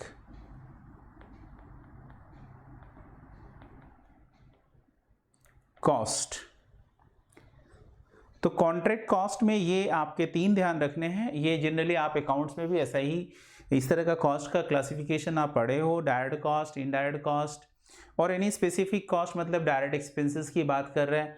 अब जैसे मान लेते हैं कि वहाँ पर मैंने बोला देखो इसमें आपको जो लगाना है इसके लिए आप एक इटालियन मार्बल लगाइए। अब जो इटालियन मार्बल लगाना है उसमें जो केमिकल लगेगा वो इंडिया में नहीं मिल रहा और अगला को वो केमिकल और किसी प्रोजेक्ट में नहीं लगता है। तो उसने क्या किया, उस केमिकल को इंपोर्ट किया, ठीक है, इस पर्टिकुलर ही प्रोजेक्ट के लिए। तो दैट मीन्स कि जो भी स्पेसिफिक, इसे स्पेसिफिक कॉस्ट कहा जाएगा। एक तरह से वो डायरेक्ट कॉस्ट ही है। तो बोलते हैं कि उस स्पेसिफिक कॉस्ट को भी अपने इसके साथ में क्या करेंगे, इंक्लूड करेंगे। अब यहाँ पर आप एग्जाम्पल में डायरेक्ट एसोसिएटेड विथ कॉन्ट्रैक्ट अपने यहाँ पर डायरेक्ट कॉस्ट लिखेंगे। तो डायरेक्ट कॉस्ट इंक्लूड्स फॉलोइंग लिखेंगे यहाँ पर, direct cost includes following, direct cost includes the followings। अब डायरेक्ट कॉस्ट में क्या क्या आने वाला है उसकी बात कर लेते हैं। तो डायरेक्ट कॉस्ट में आपका आएगा नंबर 1। अब कॉन्ट्रैक्ट कॉस्ट आप याद कर लो, जो जो आपको दिमाग में आता है। तो इसके अंदर में आ जाएगा आपका site preparation cost,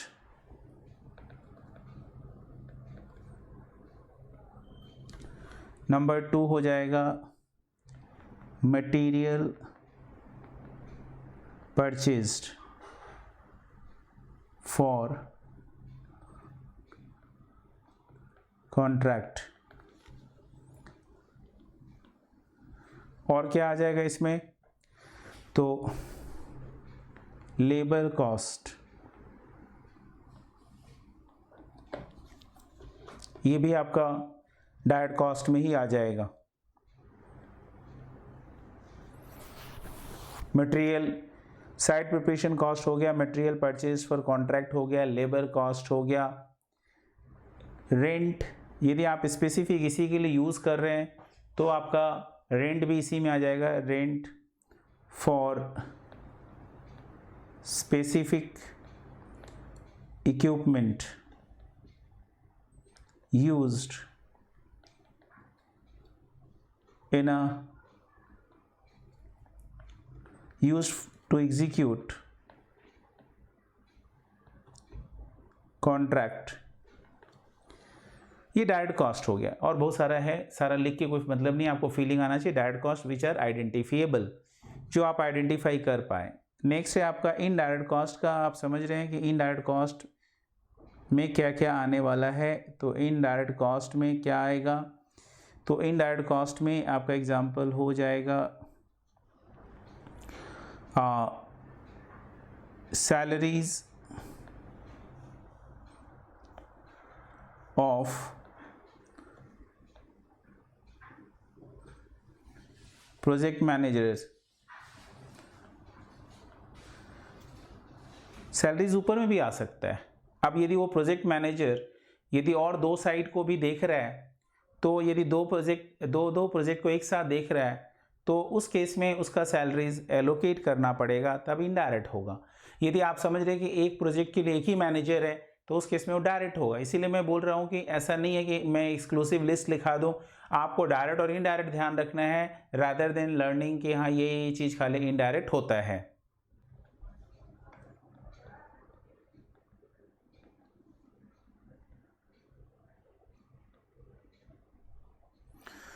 Salaries of project manager who manages more than one project, ठीक है।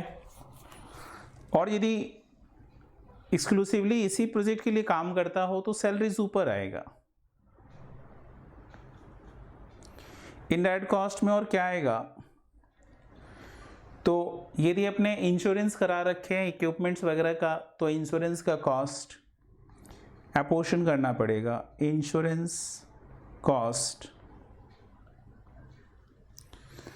जो जनरल ओवरहेड है, तो प्रोडक्शन जो आपका कंस्ट्रक्शन ओवरहेड है, तो आपको लिखना पड़ेगा कंस्ट्रक्शन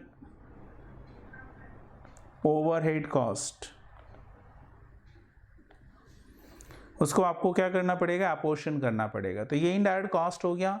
अपने कुछ एग्जाम्पल खाली लिख रहे हैं, एक्सक्लूसिव लिस्ट के लिए नोट्स है, और एक्सक्लूसिव हो भी नहीं सकता, ये कभी भी फिक्स नहीं रह सकता है, ये ध्यान रखेंगे। इवन डेप्रिसिएशन वगैरह होगा तो आपका वो डायरेक्ट में ही आ जाएगा, क्योंकि डेप्रिसिएशन यहाँ पर यदि एसेस उसी के लिए यूज़ हो रहा है तो डायरेक्ट हो गया। वही डेप्रिसिएशन इनडायरेक्ट भी हो सकता है, यदि आप उसी एसेस को 2-3 प्रोजेक्ट में यूज़ कर रहे हैं विद इन द, मतलब आप ऐसा तो नहीं है कि एक एक प्रोजेक्ट के लिए एक एक क्रेन मशीन खरीद लेगा अगला। तो एक ही क्रेन मशीन है, उसे 1 महीना 2 महीना यहाँ यूज़ किया, 2 महीना दूसरे साइड में यूज़ किया, 2-3 महीना तीसरे साइड पे यूज़ किया।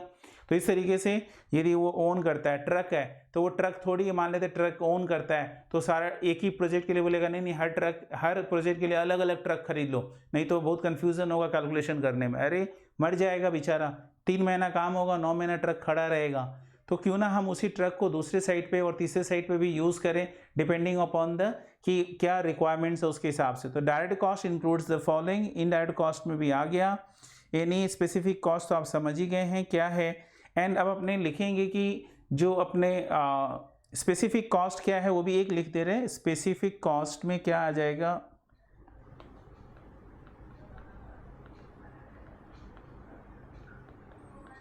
स्पेसिफिक कॉस्ट में आ जाएगा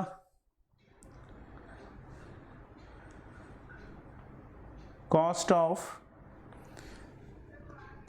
special equipment, special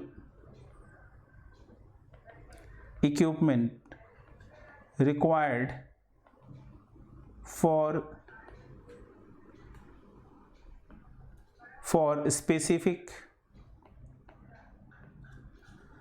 specific contract, मतलब दूसरी जगह यूज भी नहीं होगा वो, तो वो आपका स्पेसिफिक कॉस्ट में आ जाएगा। अभी अपने यहाँ पर वो लिखेंगे नोट करके कि following are not included, note में लिखेंगे following cost are excluded, following cost are excluded. और इसमें आपका क्या आ जाएगा, तो cost of research and development, cost of research and development, cost of research and development के बाद और क्या हो सकता है, तो selling and distribution cost, selling expenses, marketing expenses,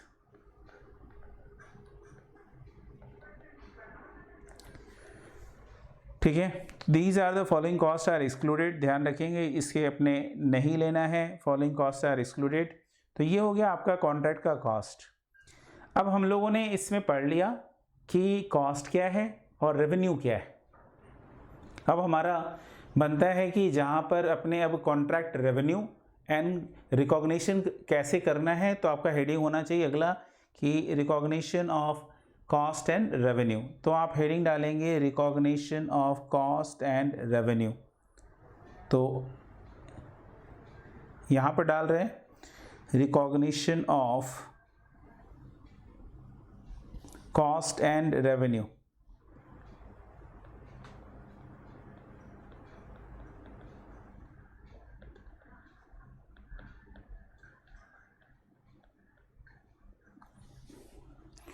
देखो, कॉस्ट एंड रेवेन्यू रिकॉग्नाइज करने का दो सिचुएशन है, ठीक है। आपका recognition of cost and revenue depend करता है कि आपका जो कॉन्ट्रैक्ट है वो उसके ऊपर क्या आप उसका जो आउटकम्स है वो रिलायबली एस्टिमेट कर पा रहे हैं या आप रिलायबली एस्टिमेट नहीं कर पा रहे। यानी यदि आउटकम्स रिलायबली एस्टिमेट कर पा रहे हैं कि हाँ हमारा अभी तक कॉस्ट ये लगा और हमारा ये कॉस्ट और लगेगा और हमें इतना रेवेन्यू मिलेगा, सब कुछ का आपको लगता है सर्टेनिटी जैसा लग रहा है, यानी कि आप रिलायबली बोल पा रहे हैं, तो एक क्राइटेरिया हो गया जहाँ पर आप रिलायबली एस्टिमेट कर पा रहे हैं, और दूसरा हो गया जहाँ पर आप रिलायबली एस्टिमेट नहीं कर पा रहे। तो अपने यहाँ से दो लेग निकलता है। एक हो जाएगा लेफ्ट साइड में चला जाएगा, लेफ्ट साइड में जाएगा जहाँ पर आप रिलायबली एस्टिमेट कर पा रहे हैं, ठीक है, रिलायबली एस्टिमेट कर पा रहे हैं। तो आप लिखेंगे, पहले तो बॉक्स बना लीजिए,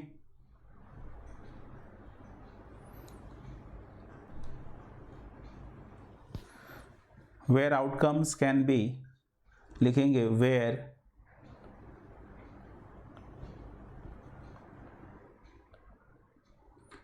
outcomes can be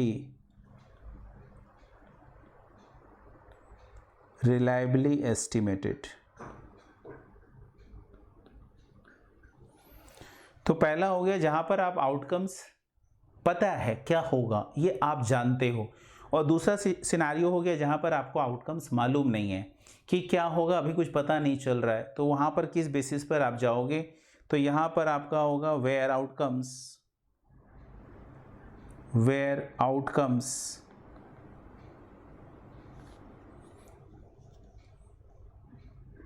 can not B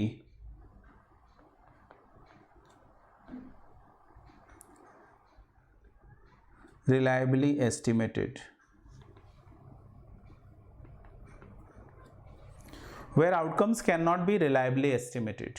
तो एक हो गया जहाँ पर आउटकम्स को हम रिलायबली एस्टिमेट कर सकते हैं, और दूसरा हो गया जहाँ पर हम आउटकम्स को रिलायबली एस्टिमेट नहीं कर पा रहे। अब यदि हम लोग बात करें कि जहाँ पर हमें आउटकम्स को रिलायबली निकाल सकते हैं, तो वहाँ पर हम रेवेन्यू को किस बेसिस पर रिकॉग्नाइज करेंगे।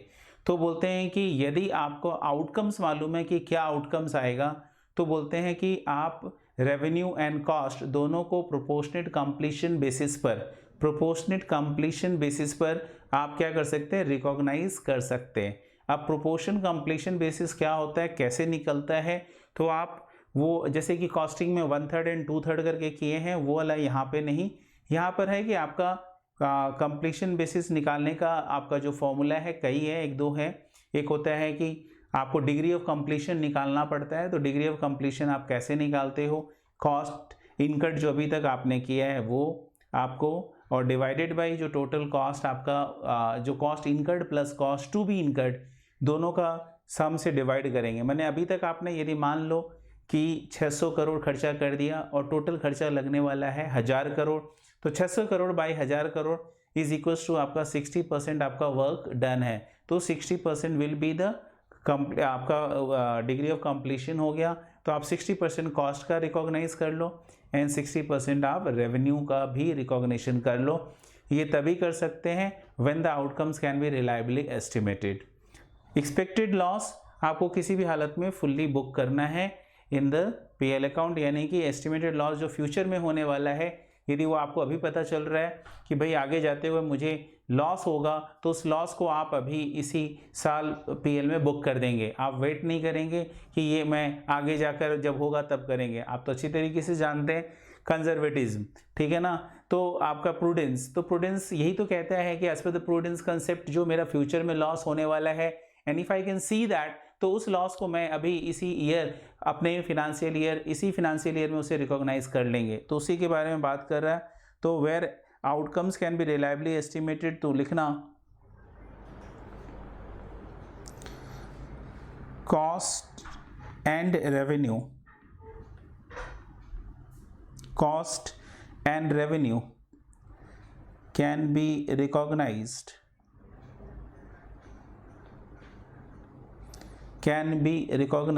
on proportion of completion, on proportion of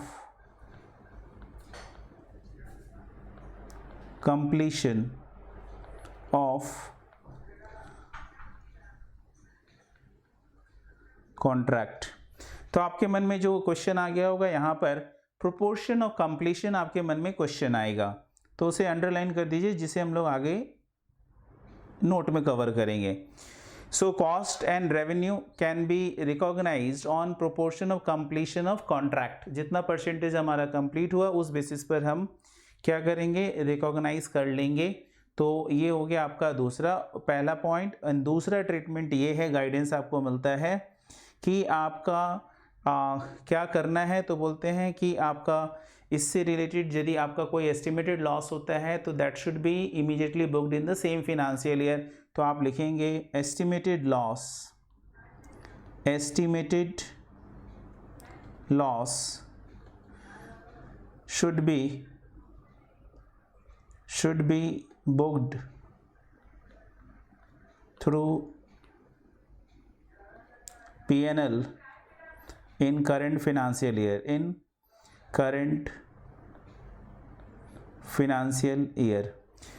तो ये आप समझ गए। यहाँ पर आप चाहें तो खुद के लिए लिख सकते हैं। यहाँ पे प्रूडेंस की बात हो रही है, प्रूडेंस कंसेप्ट अपने लगा रहे हैं या कंजर्वेटिज्म लगा रहे हैं कि एज पर द प्रूडेंस और कंजर्वेटिज्म अपने अच्छी तरीके से जानते हैं कि जो फ्यूचर में लॉस होने वाला है उसे अपने क्या करते हैं, अभी इमीडिएटली रिकॉग्नाइज कर लेते हैं।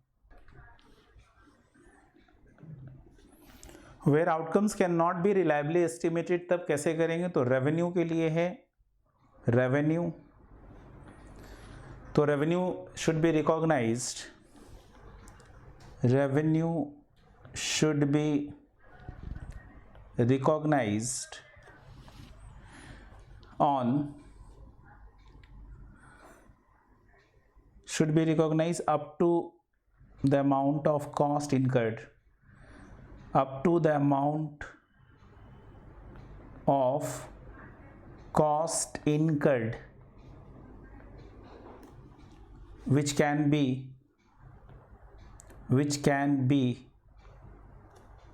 recovered। क्या मतलब है, यहाँ पर रेवेन्यू निकालने का तरीका ये है कि हम वही रेवेन्यू लेंगे, वो कॉस्ट, रेवेन्यू का मतलब है यहाँ पे वो कॉस्ट जिसका रिकवरी संभव है। मान लेते हैं कि हमने इतना काम किया, आप कॉन्ट्रैक्टर हो, आपने इतना काम किया और सामने आपको लग रहा है कि ये काम का तो इतना रुपया तो हमको मिल ही जाएगा, जब जिसका आप रिलायबली आपको रिकवरी कंफर्म है कि इतना का तो रिकवरी होगा ही, उसी को आप यहाँ पर रेवेन्यू लेंगे। यानी कभी कभी क्या होता है, खर्चा तो आपने कर दिया बट दिख नहीं रहा सामने वाले को, और यदि नहीं दिख रहा तो देगा नहीं आपको, चाहे आपने जितना भी कॉस्ट इनकर्ड किया हो, डजंट मैटर। तो उसे यहाँ पर एज ए रेवेन्यू नहीं लेना है, यहाँ पर रेवेन्यू लेना है should be recognise up to the amount of cost incurred which can be recovered, bracket में रिलायबली, मतलब सर्टेनिटी के साथ यदि आप रिकवर कर सकते हैं तो आप उसे रेवेन्यू उतना ही लीजिए जितना आप कर सकते हैं। और दूसरा हो गया इसके अंदर में नंबर 2 कॉस्ट के बारे में। तो कॉस्ट कितना लेंगे, तो इन कॉस्ट कितना लेना है, तो it should be, cost should be taken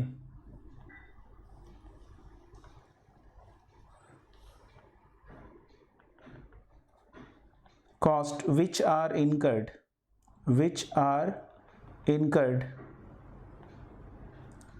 during the period, during the financial year। यानी कॉस्ट को किस बेसिस पे लेना है, तो which are incurred during the financial year, यानी कि कॉस्ट को आपको जो भी आपने खर्चा कर दिया है फिनेंशियल ईयर में वो आप ले लेंगे। तो यहाँ पर आपको लिए कॉस्ट के लिए बोल रहा है कि जो एक्सपेंसेस आपने कर दिया वो कर दिया और आप उसे पे आप ले लो एज एक्सपेंस, उसे कॉस्ट ले लो। इसमें आपको कम बेसी करने की जरूरत नहीं, जितना भी है मैंने कि पीरियोडिक लेना है, आपको पीरियोडिक लेना है। आप चाहे तो यहाँ लिख सकते हैं on periodic basis, on periodic basis, आपको पीरियोडिक बेसिस पर लेना है।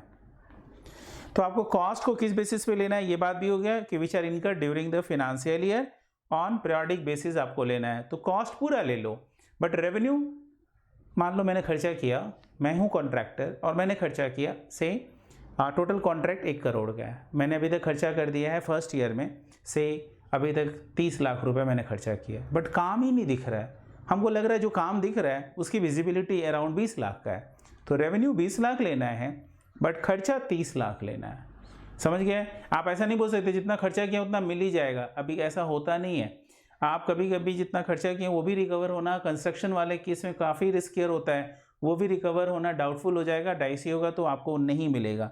तो cost which are incurred during the financial year on periodic basis आपको लेना है। तो रेवेन्यू कैसे लेना है, कॉस्ट कैसे लेना है।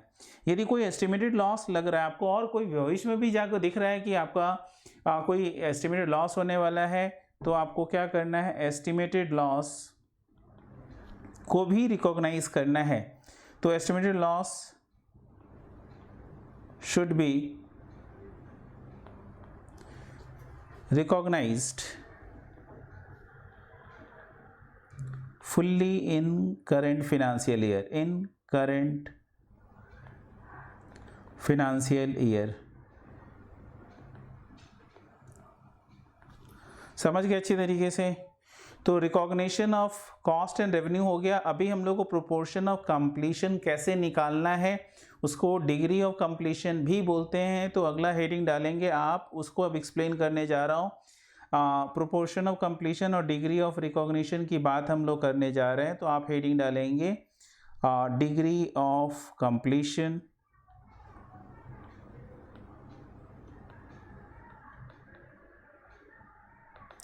तो डिग्री ऑफ कंप्लीशन या प्रोपोर्शन ऑफ कंप्लीशन आप कैसे निकालेंगे?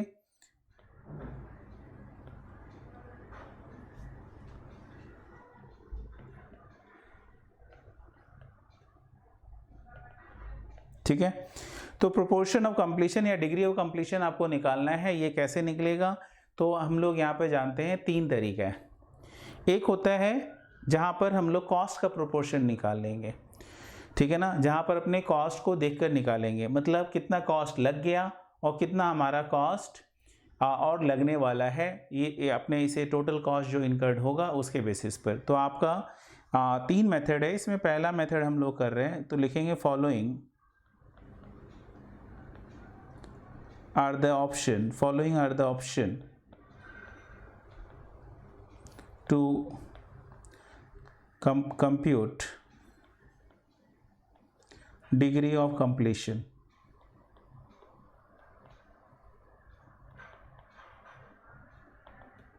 बोला क्या क्या है? तो नंबर वन आप निकाल सकते हैं degree of completion. Degree of completion is equal to cost incurred divided by cost incurred. क्या मजाक चल रहा है ना? कॉस्ट इनकर्ड प्लस क्या होगा यहाँ पर, cost incurred plus cost estimated cost to be incurred, यानी कि कॉस्ट टू बी इनकर्ड वाला भी आपको ऐड करके डिवाइड करना है। तो cost incurred plus estimated cost to be incurred, estimated cost to be incurred multiplied by 100। इससे आपको डिग्री ऑफ कंप्लीशन मिलेगा। एग्जाम्पल के तौर पे अपने मान लो, सपोज कर लो कॉन्ट्रैक्ट प्राइस से है 50 करोड़।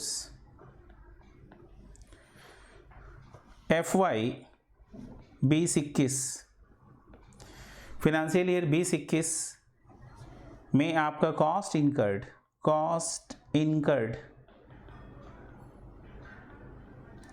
से 31 करोड़, ठीक है। Estimated cost to be incurred, estimated cost to be incurred during 21-22 21-22। तो सपोज कर लो 21-22 में कितना आपका लगने वाला है, तो से आपका लगने वाला है 24 करोड़। तो अपने को यहाँ पे डिग्री ऑफ कंप्लीशन निकालना है, तो कैलकुलेट डिग्री ऑफ कंप्लीशन।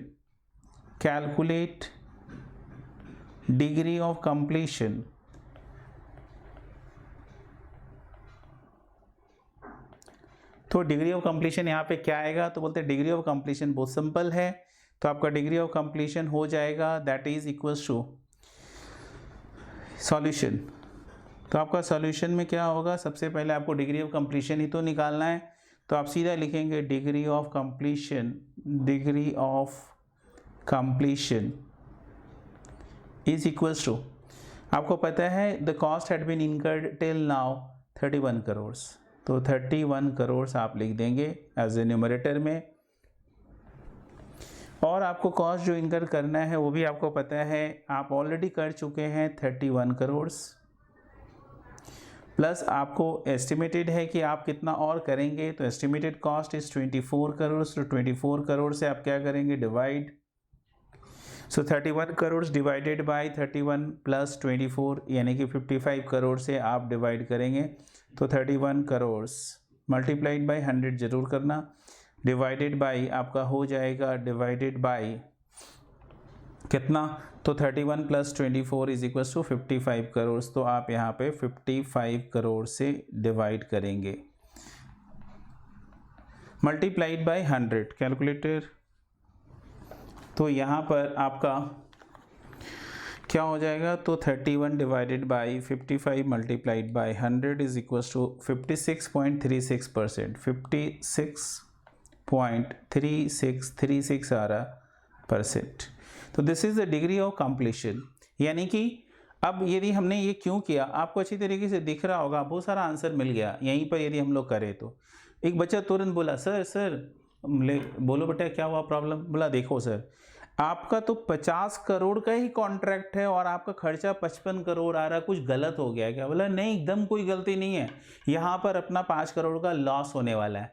और आप देखे होंगे चाहे आप दोनों में से कोई भी मेथड अडॉप्ट कर लीजिए, यदि एस्टिमेटेड लॉस आपको पता चल रहा है तो वो तो 5 करोड़ का लॉस आपको पता चल ही रहा है, बोले टोटल मिलेगा 50 और estimated cost to be incurred है 55।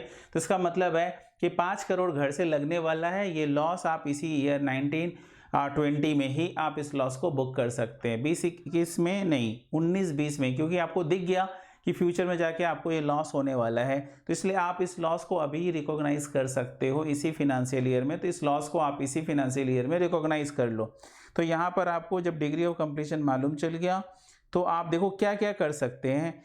56.36% आपका यहाँ पर अल्टीमेटली आप रेवेन्यू ले सकते हो। तो यहाँ पर आप देख सकते हैं ना, where the outcomes can be reliably estimated।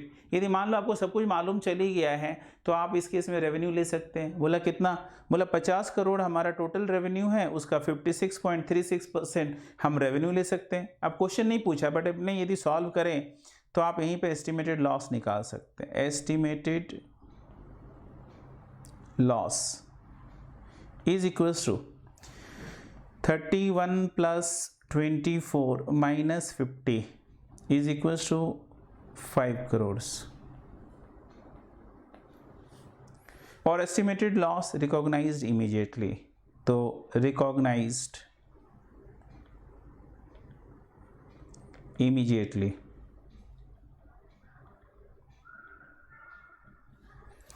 Recognised immediately, तो ये 5 करोड़ का लॉस आप तुरंत दिखा सकते हैं। ये हो गया डिग्री ऑफ कंप्लीशन।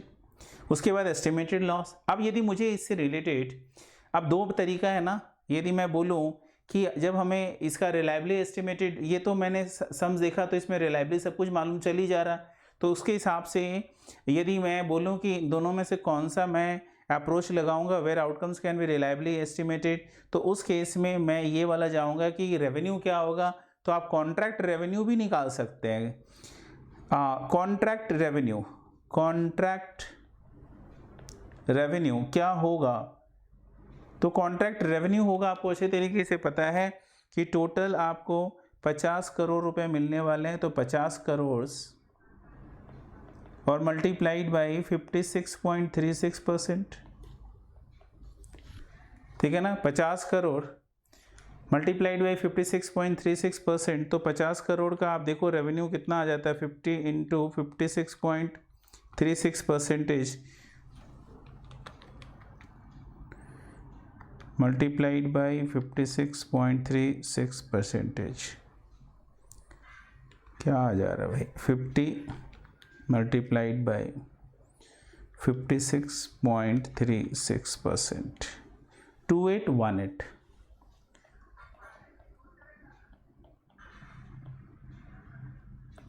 तो कॉन्ट्रैक्ट रेवेन्यू देखो कितना आसान है, इस साल इनकम कितना लेना है उसका आंसर आपको मिल गया, 2818 करोड़ आपका इस साल का रेवेन्यू हो जाएगा। ठीक है, समझ में आया यहाँ तक? ठीक है, तो अपने यहाँ पर जो डिग्री ऑफ कंप्लीशन कर लिए, यानी फर्स्ट पॉइंट जो अपने था डिग्री ऑफ कंप्लीशन कैसे निकालेंगे, तो फर्स्ट नंबर पॉइंट समझ लिए, ये अच्छे से आ गया, अभी एग्जाम्पल से भी इलाबोरेट कर लिए। अभी दूसरा नंबर पॉइंट लिखेंगे, और दूसरा नंबर पॉइंट क्या है, तो दूसरा है survey of work. Survey of work यानी कि एक्चुअली क्या होता है, एक पर्सन को अपने इन्वेस्टिगेशन करने के लिए भेज देते हैं, और वो सर्वेयर रिपोर्ट पर on the basis of surveyor's report अपने रेवेन्यूज़ रिकॉग्नाइज करते हैं, कॉस्ट रिकॉग्नाइज करते हैं, तो on the basis of surveyor's report, ठीक है ना। यहाँ पर क्या होता है, degree of completion certificate issue करता है, तो यहाँ पे लिखेंगे सर्वे ऑफ वर्क मतलब certificate issued by the surveyor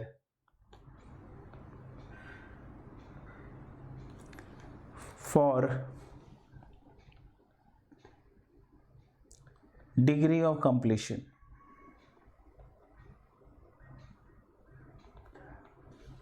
degree of completion के लिए सर्वेयर एक सर्टिफिकेट इशू कर देता है। तीसरा होता है सर्वेयर को नहीं अपॉइंट करके अपने क्या करते हैं ना, फिजिकल वेरिफिकेशन खुद ही कर लेते हैं, तो वो होता है फिजिकल,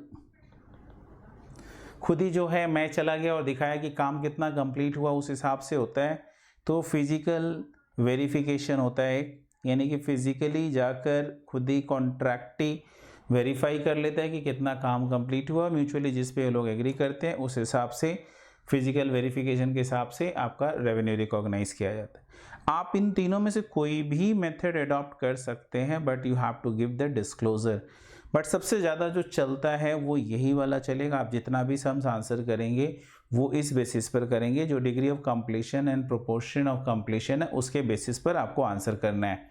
आप अपने मन से ये दूसरा और तीसरा मेथड में नहीं जाइएगा, बट लिखने के लिए है, हमने लिख लिया कि हाँ ठीक है एग्जाम में आया, तो आप तीनों मेथड का नाम मेंशन कर दीजिए कि एक सर्वे है, एक फिजिकल है, और दूसरा है आपका proportion of cost incurred divided by the total cost, including जो आपका मतलब total cost incurred plus estimated cost to be incurred, वो सबको ऐड करके उसका जो प्रोपोर्शन होगा उससे अपने को रेवेन्यू एंड कॉस्ट को रिकॉग्नाइज करना है।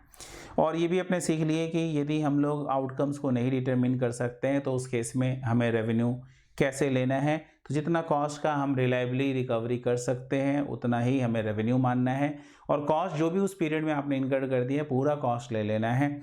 और यदि एस्टिमेटेड लॉस दोनों ही हो, कोई भी मेथड आप फॉलो कर रहे हो दोनों में से कोई भी, तो आपको उस केस में बुक करना है current profit and loss account में। आगे हम लोग यदि बात करें तो अब बच गया केवल डिस्क्लोज़र। आपको क्या डिस्क्लोज़ करना पड़ता है और उससे रिलेटेड कुछ यदि बात आएगा तो वो भी आपको मैं बताऊंगा। तो अभी हेडिंग डाल देंगे डिस्क्लोज़र। हर एएस में अल्टीमेटली आपको तो पता ही है डिस्क्लोज़र आता ही है। डिस्क्लोज़र में आपको क्या देना पड़ेगा, तो आपको डिस्क्लोज़र बहुत यहाँ पर सिंपल है। आप समझ सकते हो आपने कितना रेवेन्यू लिया, तो कॉन्ट्रैक्ट रेवेन्यू रिकॉग्नाइज्ड वो आपको डिस्क्लोज़ करना पड़ता है, ये डिस्क्लोज़र में जाता है। तो कॉन्ट्रैक्ट रेवेन्यू रिकॉग्नाइज्ड। अब कॉन्ट्रैक्ट रेवेन्यू रिकॉग्नाइज किया तो आपने रेवेन्यू के लिए कौन सा मेथड लिया, आप समझ रहे हैं ना। जहाँ जहाँ एम्बिग्यूटी है वो क्लियर करना पड़ेगा कि आपने पहला मेथड लिया या दूसरा मेथड लिया, और आपने रेवेन्यू इसमें से 1 2 3 में से आपको जो कौन सा मेथड आपने अडॉप्ट किया है। तो मेथड ऑफ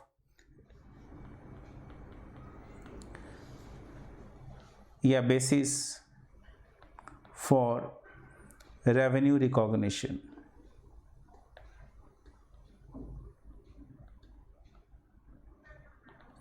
तीसरा नंबर जो पॉइंट आपको यहाँ पे मेंशन करना है, थर्ड पॉइंट, कि बेसिस फॉर रेवेन्यू रिकॉग्निशन तो हो गया, and the third point is that कि जब हमें बेसिस फॉर रेवेन्यू रिकॉग्निशन के बाद हमें करना है तो आगे हमें इसके अंदर में और क्या निकालना है। तो बोलते हैं कि अपने जो मेथड अडॉप्ट किए डिग्री ऑफ कंप्लीशन के लिए वो भी बताना पड़ेगा, क्योंकि वहाँ पे भी 3 ऑप्शन है। ये सारे आपको नोट्स में लिखने पड़ते हैं। तो method used for degree of completion.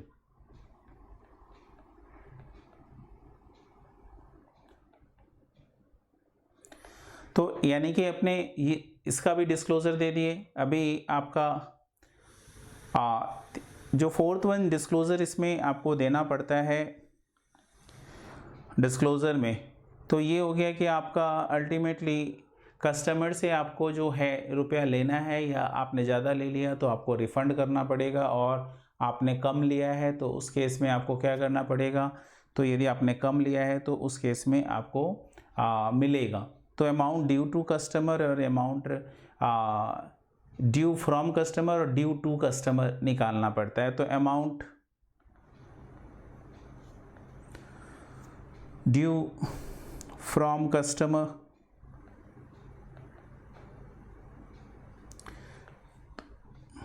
कैसे निकलता है। Amount due from customer is equals to आपने जो कॉस्ट इनकर्ड किया है वो कॉस्ट इनकर्ड प्लस रिकॉग्नाइज जो आपका प्रॉफिट और लॉस हुआ, रिकॉग्नाइज्ड प्रॉफिट और लॉस, ठीक है ना। अमाउंट ड्यू फ्रॉम कस्टमर, तो आप जो खर्चा किए वो तो आपको चाहिए, आपका यदि प्रॉफिट हुआ है तो वो भी आपको चाहिए, ठीक है ना। तो amount cost incurred plus recognised profit और लॉस माइनस आप क्या करेंगे, तो माइनस आपने जो पेमेंट रिसीव किया है वो payment received,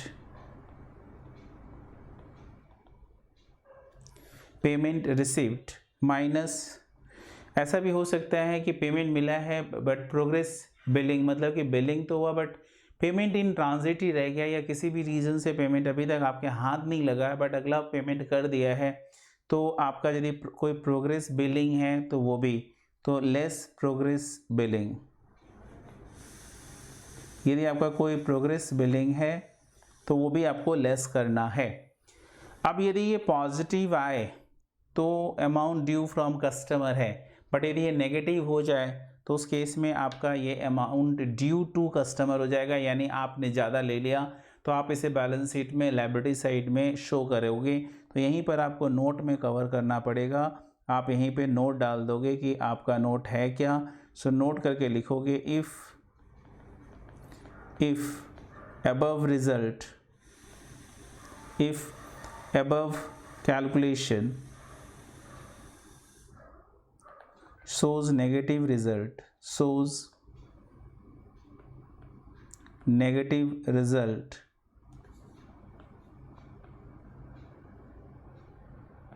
then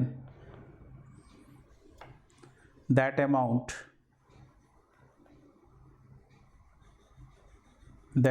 represents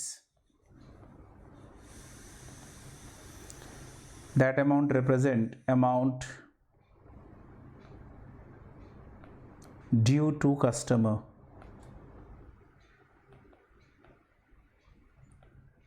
and shown in liability side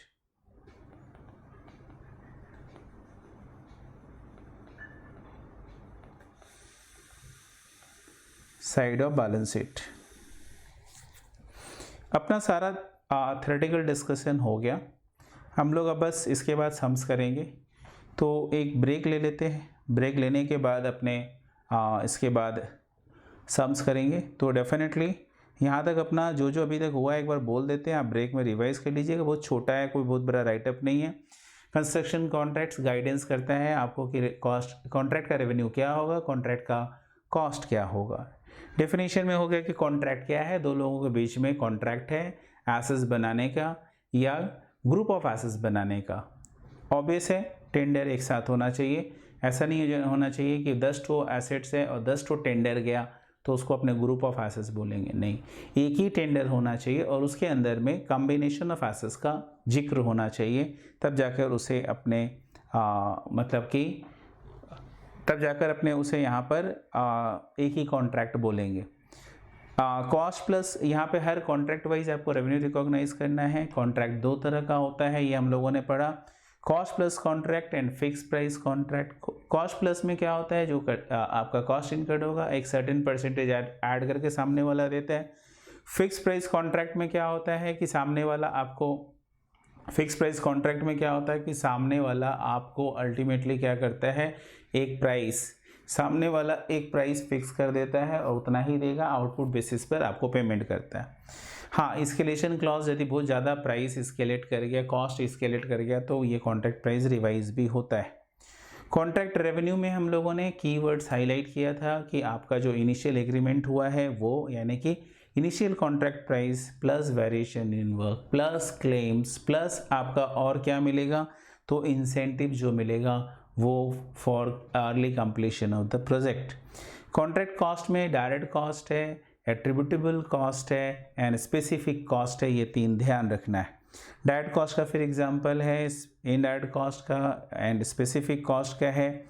और उसके बाद कौन कौन सा कॉस्ट अपने को एक्सक्लूड करना है जो कि एक प्रोजेक्ट से रिलेटेड नहीं है, तो उसे क्यों लेंगे आप मान लेते हैं कोई मशीन ले जाकर वहाँ पर रख के रखें और यूज़ ही नहीं करें, तो that cost should not be included in the cost of contract.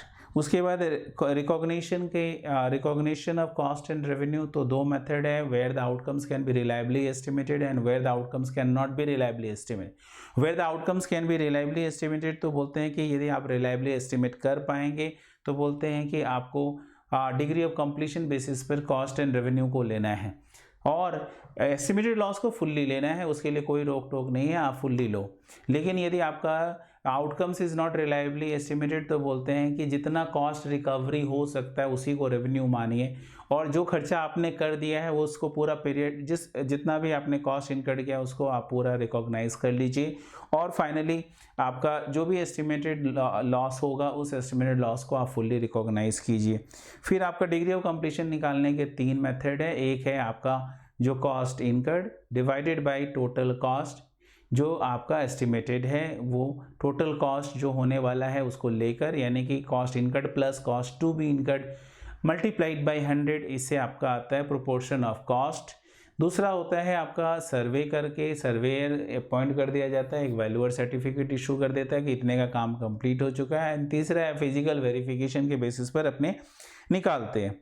इसके बाद आपका डिस्क्लोजर आ जाता है। डिस्क्लोजर में आपको क्या क्या दिखाना है, कॉन्ट्रैक्ट रेवेन्यू दिखाना है, बेसिस ऑफ रेवेन्यू रिकॉग्निशन दिखाना है, डिग्री ऑफ कंप्लीशन दिखाना है, ड्यू फ्रॉम कस्टमर्स है या ड्यू टू कस्टमर्स है वो बताना है, और भी है याद आ गया, और वो है आपका रिटेंशन। यदि है आपका रिटेंशन क्या होता है कि आपका एज पर द कॉन्ट्रैक्ट जितने का काम कंप्लीट होगा उतना अगला देगा ही नहीं, वो एक रिटेंशन मनी होता है। तो रिटेंशन मनी अल्टीमेटली क्या हो गया, जहाँ पर सामने वाला आपका कुछ रुपया को ब्लॉक करके रख लेता है, बोले पूरा पैसा देंगे तो भाग गया तो क्या होगा, तो बीच में तो बिल्डिंग अटक जाएगा, दूसरा आदमी बीच में काम हैंडओवर लेगा नहीं।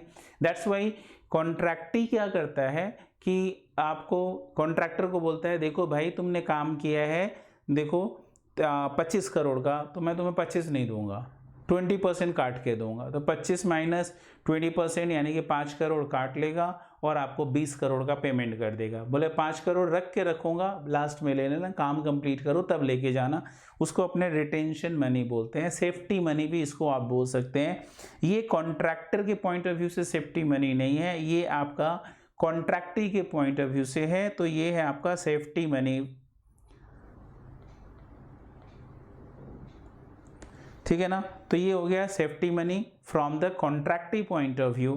तो ये हो गए आपके डिस्क्लोजर, और इसमें आपको अच्छी तरीके से पता है कि डिस्क्लोजर में आपको अमाउंट ड्यू फ्रॉम कस्टमर भी दिखाना है। तो उसमें क्या होगा, cost incurred plus recognise profit और लॉस जो आपका पीएल में आएगा, वो जो मेथड अडॉप्ट करके आएगा, minus payment received and minus progress billing यदि कुछ है तो वो।